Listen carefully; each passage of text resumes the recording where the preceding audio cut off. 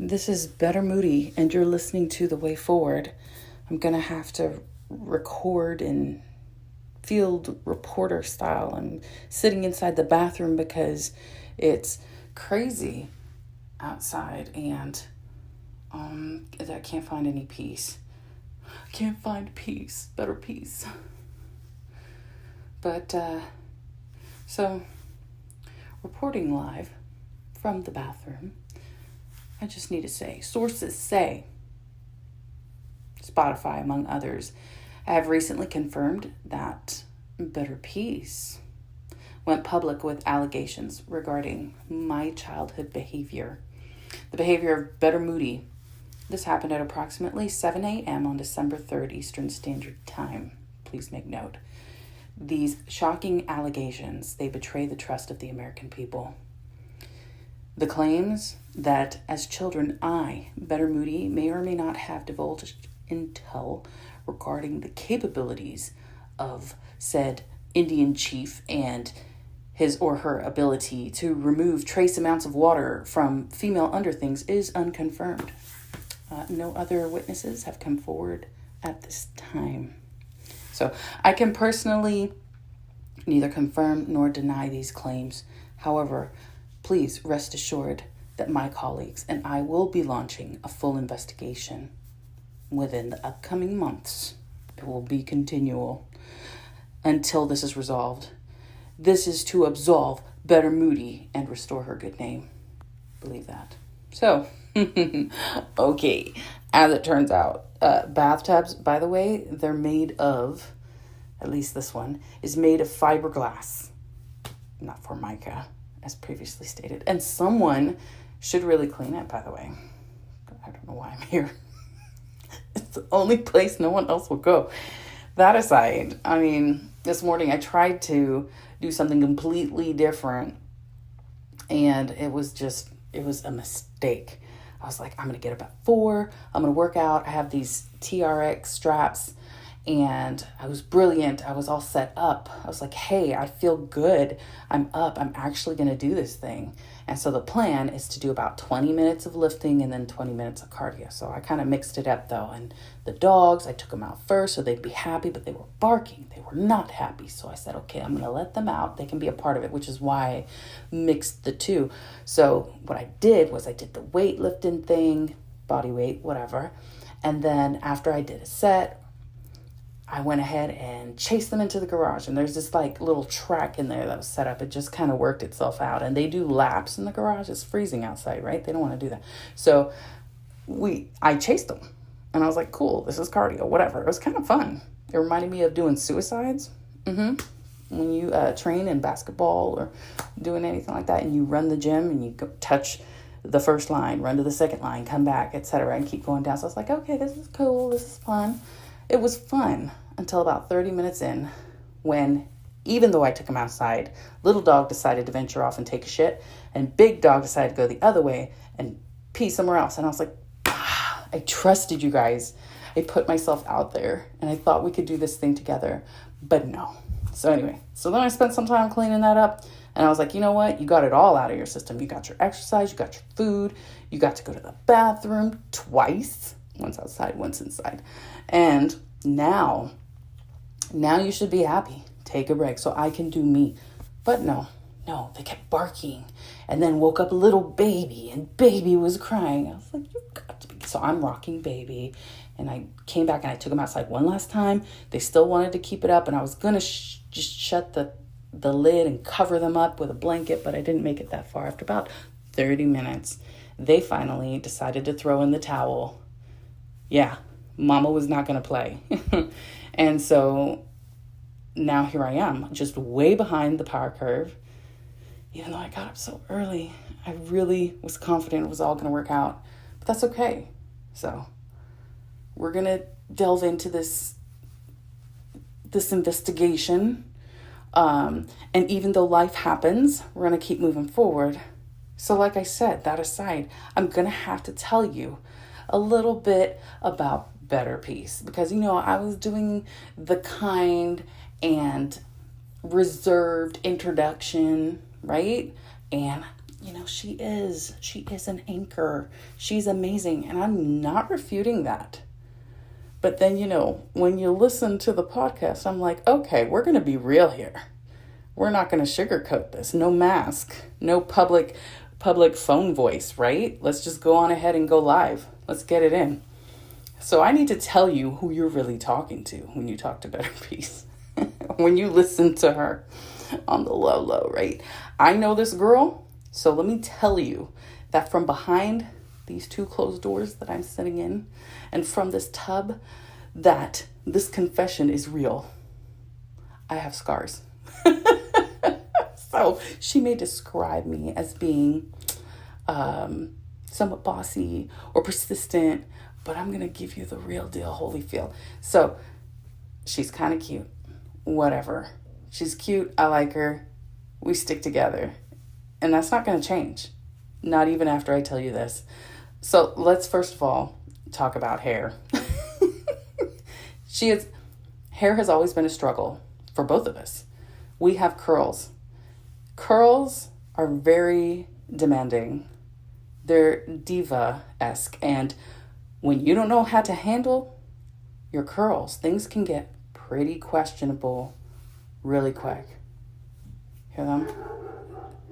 I can't even soundproof myself by barricading myself in the bathroom. My mom, let me tell you, and my stepdad, I'm going to tell you about my hair. They attempted to cut my hair, and the end result was this mushroom top with a fade, which maybe was the style at the time, but my hair had so much volume. This thing was like in full bloom. So class photos, hot mess. Not to mention I had no idea what to do with clothes. I think this particular one that I'm thinking of, I was wearing a dress. Like, what am I? Again, in the 40s, in the 20s, I wore a dress.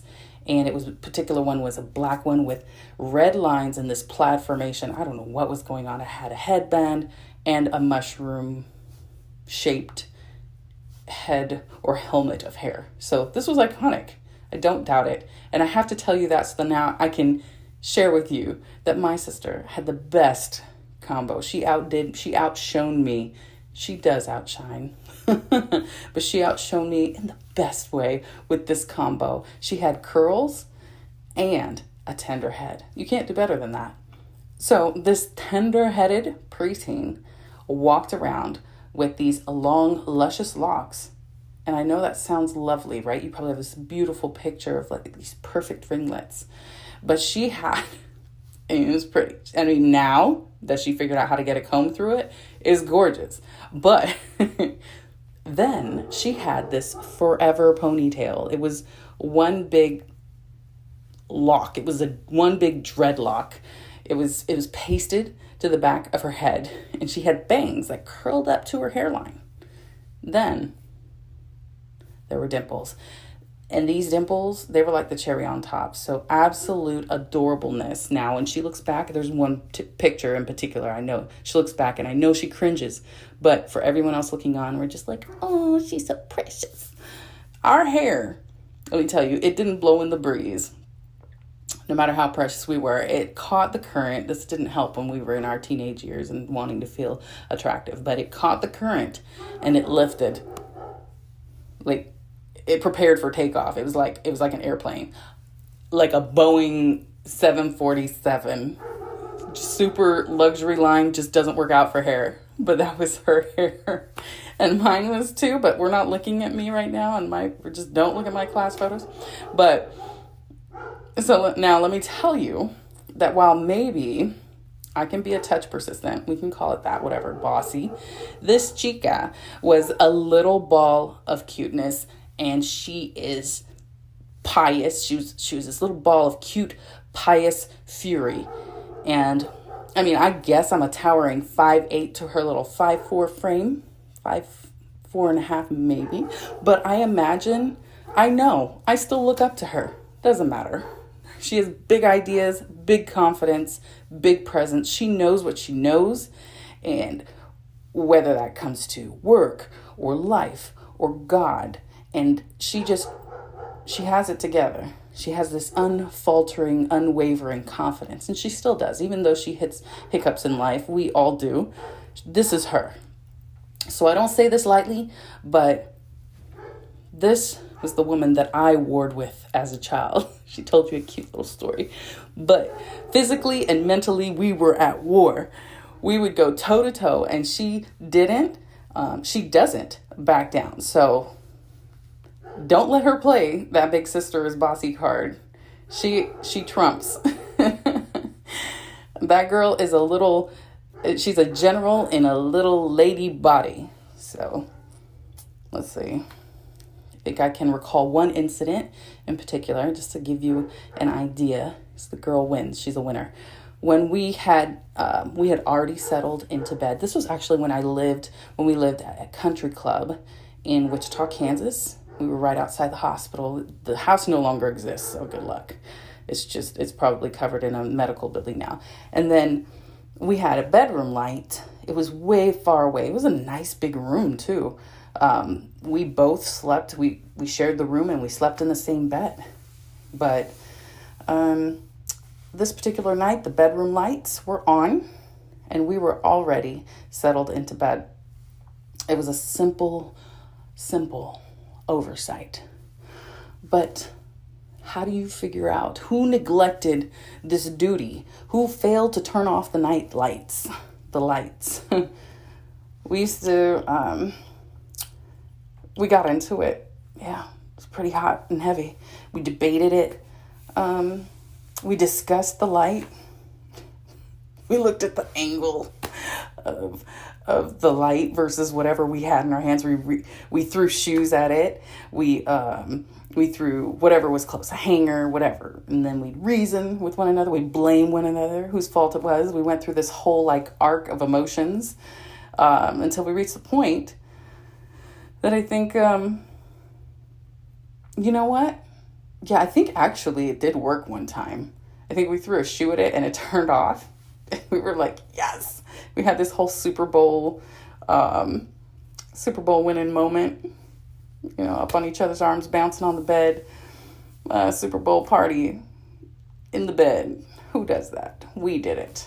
And we celebrated. We just failed to get the rings, but that's okay. This particular time was not like that. I can hear everybody getting up now. I gotta hurry. It took about 30 minutes before we came to a solution.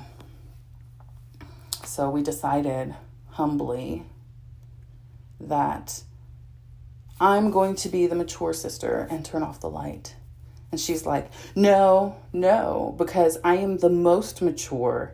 I am kinder. I am wiser. I will take this off your hands. Do not be burdened. I will turn off the light. So then fine, whatever. We both decided that we were going to do it on the count of 3. Traditional. We counted 1, 2, 3. I hope Camden likes that part. And then we both jerked up and shook the sheets. Nobody was turning off anything. We were just like tremors in the bed. But there was there was bouncing. We both looked at each other like, what the hell? We looked at each other and then we busted up laughing because I guess we had the same idea at the same time. It's perfect timing. We acted like we were both this is the deal. I think we both thought if we act like we're going to race for the switch, then maybe the other person will get there first and we can commence to relax. But listen, I'm going to let you know what went down.